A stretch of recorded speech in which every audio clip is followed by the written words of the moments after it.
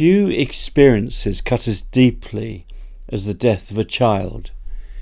Most of us encounter it sooner or later through a news report, among friends or colleagues, or within our own families. And when it happens, the questions arrive almost immediately. What happens to children who die? Are they still somewhere? Do they still exist? Are they safe?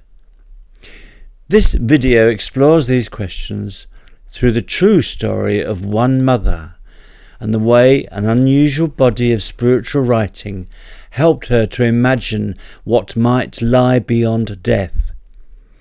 Anne's daughter, whom I'll call Holly, died at just 23 months old. Born 3 months premature, the first of twins, Holly never learned to crawl or walk, though she could sit propped up. She was blind, and she lived with hydrocephalus. Despite her fragility, she was deeply loved, a cherished younger sister of step-brothers, and a source of joy in a life that was heartbreakingly short. Holly was in hospital when a shunt designed to drain fluid from her brain became blocked. Anne's last clear memory is of holding her daughter in the ambulance as Holly was transferred from their local hospital to a specialist unit. Anne was at home when Holly died. She wasn't there with her. In the stunned days that follow, Anne found herself thinking, almost instinctively, that now Holly would be able to move freely, that she might walk, run, even skip, that she would be able to see other children and play with them. Now, from what I understand, research studies suggest Anne's experience is far from unusual. Across cultures, bereaved parents often report sensing a child's presence, dreaming vividly of them, or noticing signs that feel meaningful.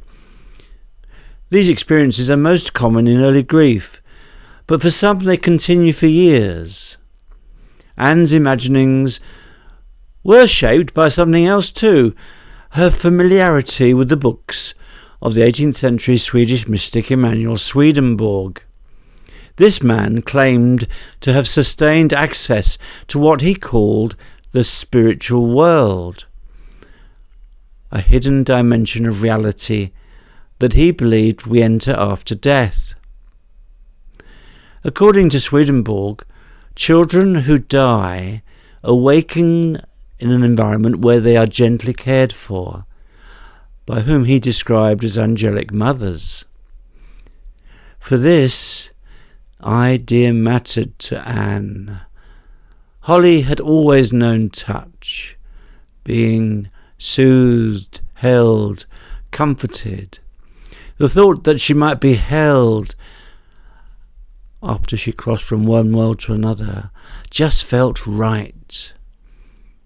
Visual sight, Anne imagined, would be a strange and wonderful novelty for her child. What would it be like to wake up and see faces for the first time? Anne had no doubt that Holly's limitations belonged to this life alone. She imagined her daughter emerging from her frail body, like a butterfly from a chrysalis, leaving illness behind. In her mind's eye, Holly could now run and see. A devastating loss for those left behind, but a kind of wholeness for the child herself. Anne found herself wondering about the details.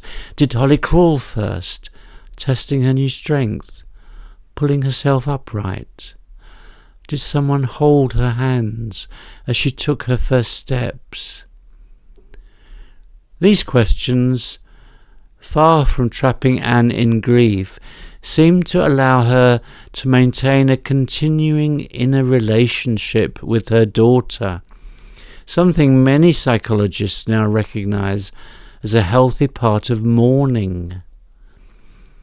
Swedenborg wrote that children begin the next life as children, retaining their innocence and ignorance.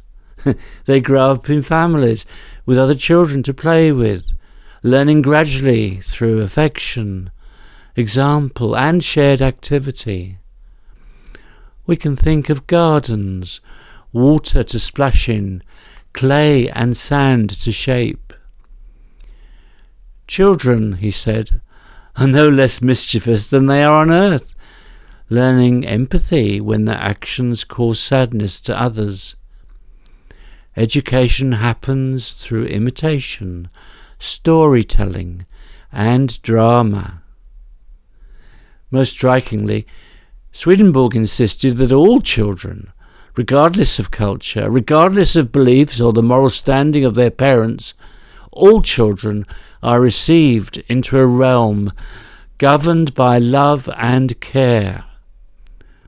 For Anne, believing this made it possible to stay in her feelings for her child and to say without hesitation, "How I look forward to being with her again one day." Many spiritual traditions describe death not as an ending, but as a transition or transformation. Swedenborg's account stands out because of the way he described the nature of his visionary gift.